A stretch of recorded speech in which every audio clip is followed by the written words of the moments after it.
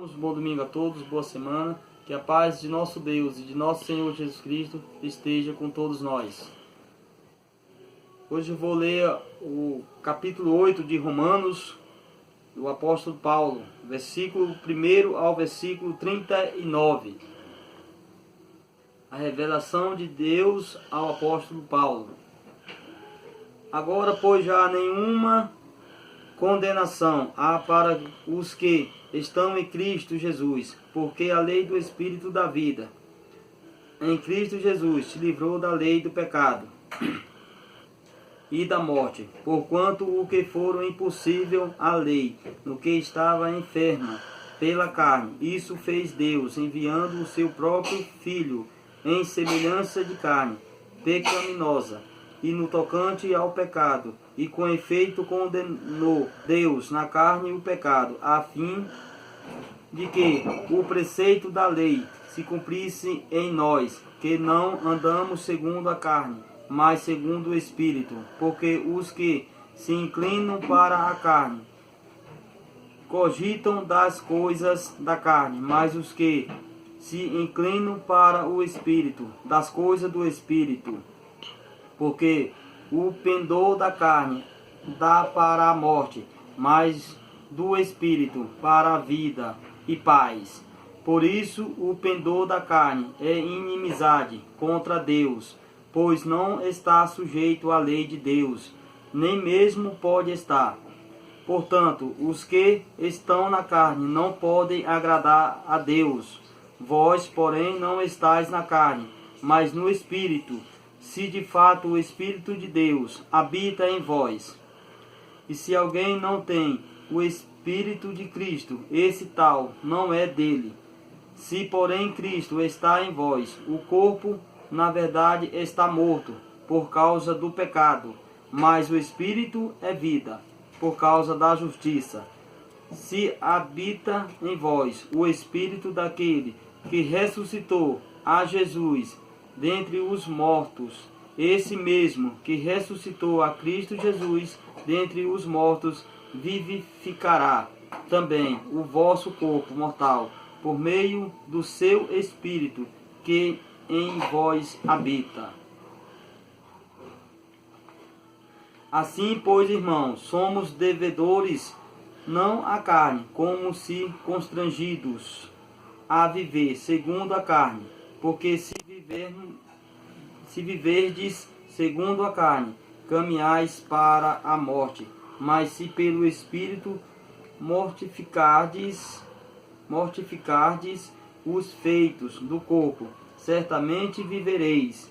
Pois todos os que são guiados pelo Espírito de Deus são filhos de Deus, porque não recebestes o espírito de escravidão, para viverdes outra vez atemorizados, mas recebeste o espírito de adoção, baseado no qual clamamos: Abba, Pai. O próprio Espírito testifica com o nosso espírito que somos filhos de Deus. Ora, se somos filhos, somos também herdeiros, herdeiros de Deus e co-herdeiros com Cristo.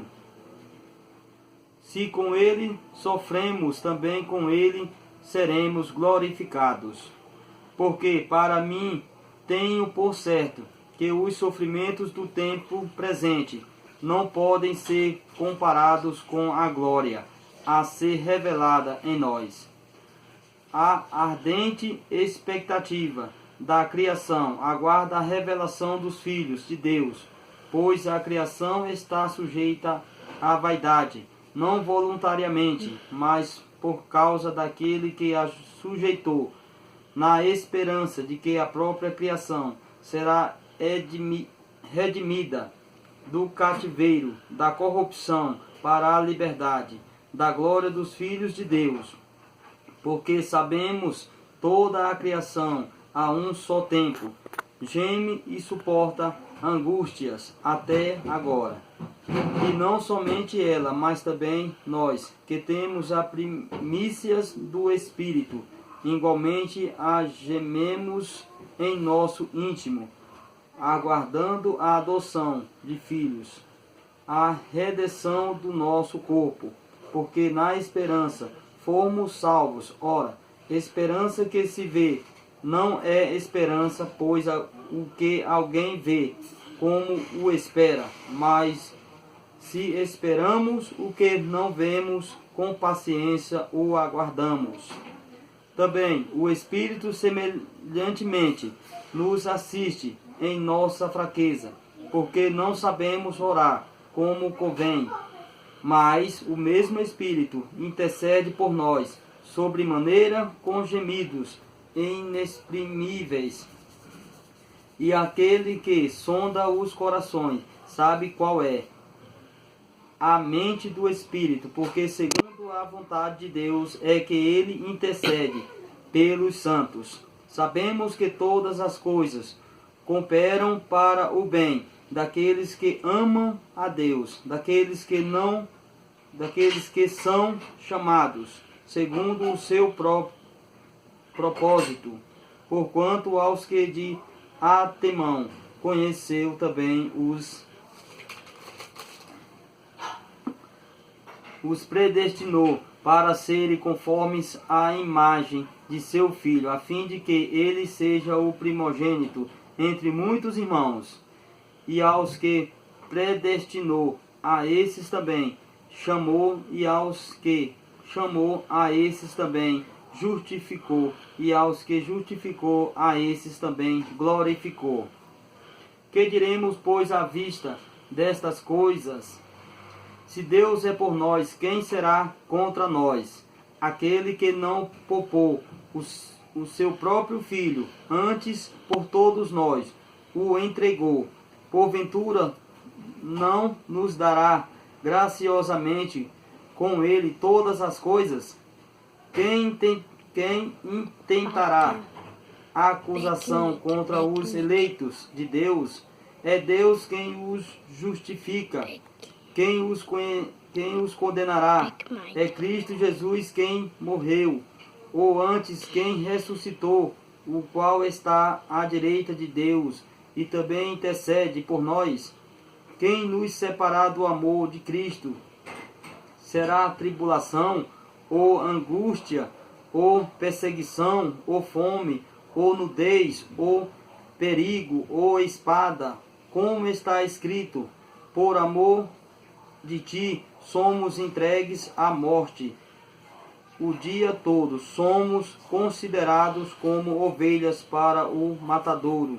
Em todas estas coisas, porém, somos mais que vencedores por meio daquele que nos amou, porque eu estou bem certo de que nem a morte, nem a vida, nem os anjos, nem os principados, nem as coisas do presente, nem do porvir, nem os poderes, nem a altura, nem a profundidade, nem qualquer outra criatura poderá separar-nos do amor de Deus, que está em Cristo Jesus, nosso Senhor. Amém.